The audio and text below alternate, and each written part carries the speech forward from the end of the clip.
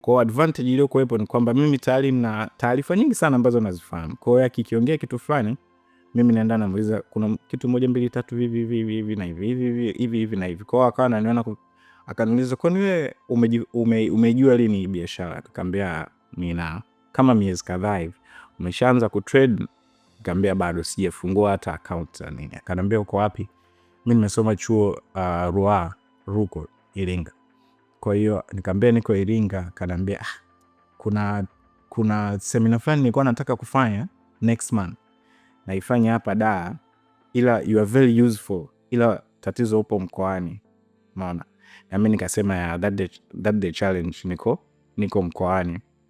Nikarudi kuambia washikaji zangu bana, nilikuwa naongea na Kali hapa, akaniambia na seminar fulani, ila changamoto tuko mkoani. Akaniambia hiyo sio changamoto.